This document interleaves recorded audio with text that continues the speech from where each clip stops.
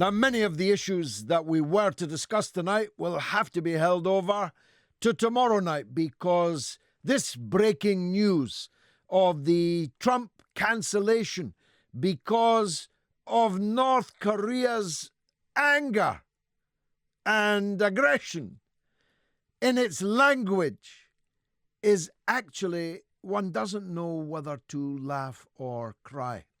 Mike Pence, the Vice President of the United States, John Bolton, the walrus-mustachioed superhawk, both on weekend television, threatened to Libya North Korea if it didn't roll over and cry Uncle Sam.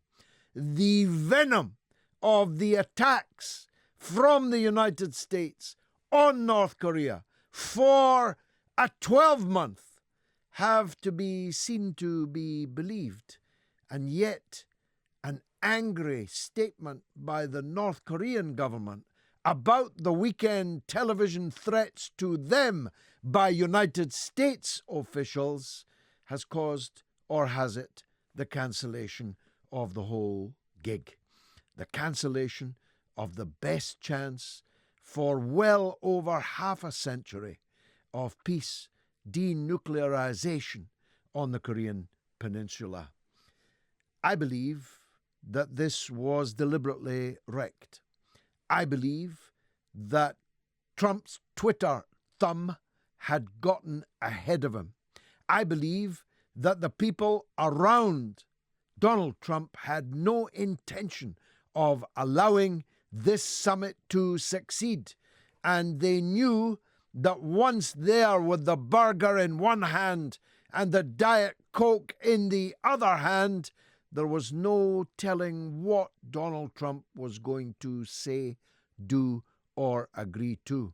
And so they have deliberately scuppered the chance. They have destroyed the political position of the president of South Korea, who had gone out on a limb to make this whole peace process happen. They have cut him off at the knees, and they have ensured the enmity of the North Koreans forevermore, who will never forgive this humiliating series of insults and the ultimate prank of leading the North Koreans up the garden path only to leave them standing there on their own. Just hours after North Korea destroyed its nuclear test site in the presence of hundreds of foreign journalists, just hours after it, the United States cancelled the next stage of the process. Well, Mr. Orange Man, if you think the little rocket man isn't going to rebuild it, if you think the little rocket man isn't going to begin testing again, then you're an even bigger fool than you look. We'll be talking to considerable Korea experts in this show this evening about how this happened, what it means, and what's going to happen next. We'll be talking to the first, in my view, the finest Mayor of London, Ken Livingstone, just a couple of days after he resigned his membership of the Labour Party after half a century. He jumped, but was he about to be pushed? And did he deserve to be just about to be pushed? And what will Ken Livingstone do now? And we'll be talking to Alexander Nekrasov on a day in which Russia is again top of the news. Whether, if you watch intelligent broadcasters, because of the goose-stepping, Sieg-heiling anti-Semitic hordes in Kiev, and I'm not talking about football supporters, I'm talking about the supporters of the Ukrainian coup government, who have caused such a state of terror amongst Ukraine's remaining Jews that a high red alert has been sounded about the possibility of the oh-so-familiar pogrom of Jews in the Ukraine. Or whether it's because our Foreign Secretary has just been pranked for 18 minutes by a joker on a Russian radio station pretending to be the Prime Minister of Armenia. Downing Street issued a statement saying that Boris Johnson quite quickly cottoned on to the fact that this was a prank call. But as Harry Cole of The Sun pointed out, 18 minutes long the conversation was. So not quite so quickly.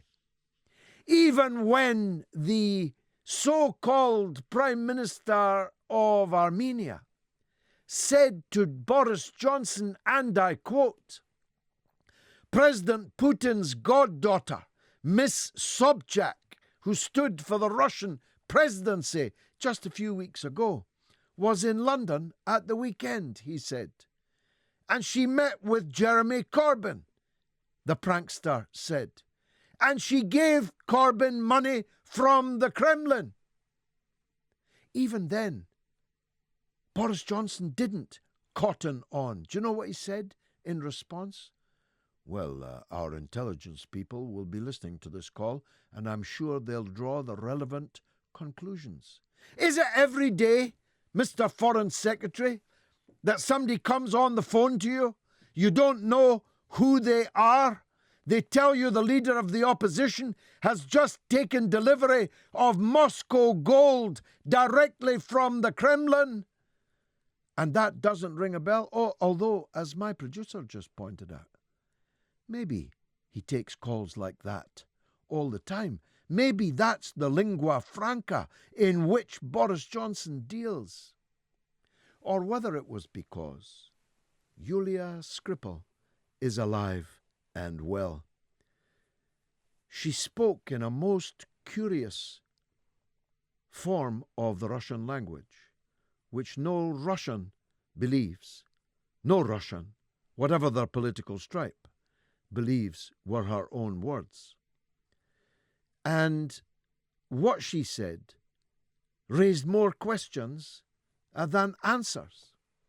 First of all, she did not blame Russia for what happened to her and her father.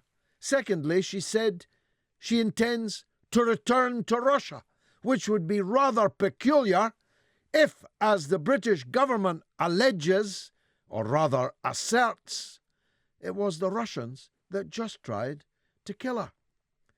She had no view, how could she, on the miracle of Salisbury, in which a military-grade nerve agent, so pure that only a state could have produced it, miraculously struck her and her father down hours after they were exposed to it, and at exactly the same time, though both of them survived it, as did the brave British police officer who attended, the only casualties being, as I keep reminding you, a luxury Persian cat and 2 guinea pigs, Novichok and military-grade nerve agents being obviously not what they used to be. Or whether it's because the British government have decided to crack down on dirty Russian money. Good. Let's crack down on all dirty money in London, because London is a sink, no, a toilet for dirty foreign money. But if the government intends only to crack down on dirty Russian money, well, that too will tell its own story. Because dirty money from Nigeria, or from Dubai, or from Saudi Arabia is just as dirty Russian money.